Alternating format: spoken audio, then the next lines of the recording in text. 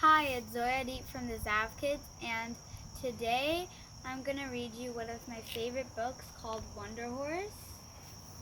Wonder Horse, the true story of the world's greatest horse by Emily Arnold McCulley.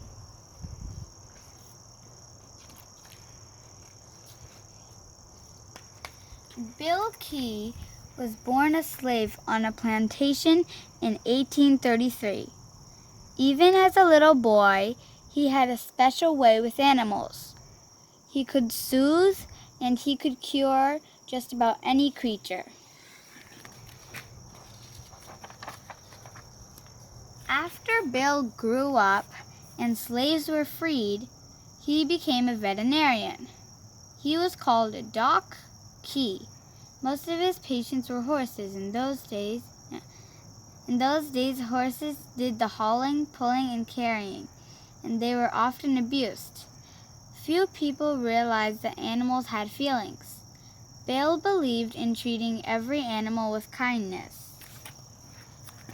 "Put down your whip," he would say to a farmer trying to get his tired horse to move. Bill stroked the spot on the animal's neck where its mother had once nuzzled.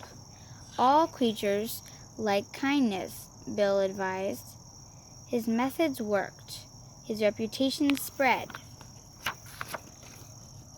Doc created a medicine called Keystone Liniment. It worked on colic, lameness, cramps, and headache in both animals and humans. His liniment made him rich. Doc bought a hotel and a restaurant. After he bought a racetrack, he wanted to own the fastest horse in the country. One day he heard that a circus was selling its animals. Doc went to see if a racer was among them.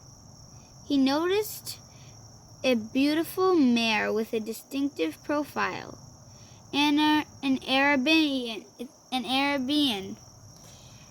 Doc thought Arabians were known for speed and intelligence, but she looked frightened.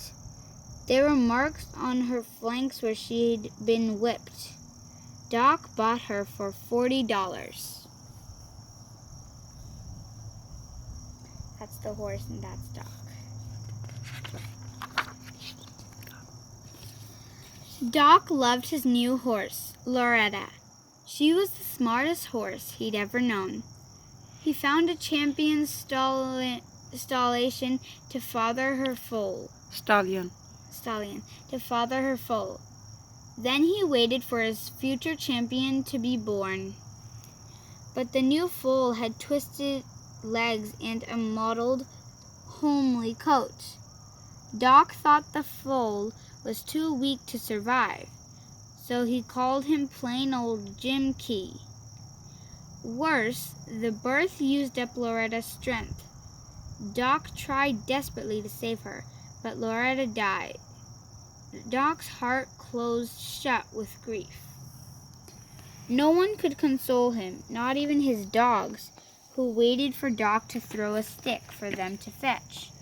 Meanwhile, little Jim Key tried desperately to stand on his crooked legs. His bright black eyes begged Doc not to lose hope in him. One day, Doc felt a nudge on his shoulder. It was Jim Key with a stick in his mouth.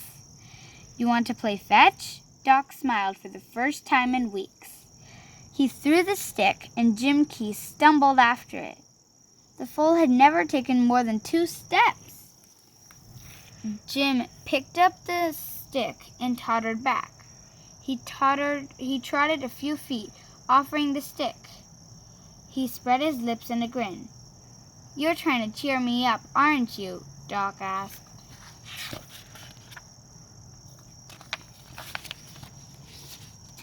After Doc and the dogs went inside his house, he heard loud knocking on the front door.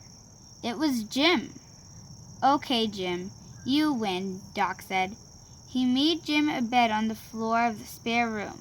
The colt slept there every night until he was too big for the doorways and too heavy for the floorboards. Then Doc took his own bed out to the barn. Almost everything Doc did, Jim tried to do too. Jim figured out how to unlock the paddock gate. He opened the drawer where Doc kept apples, ate them all, and then shut the drawer. When Doc laughed at his antics, Jim seemed to laugh too. "I wonder what else you could learn," Doc said. Jim lifted his chin as if to say, "Try me." Doc decided to take time off from selling liniments.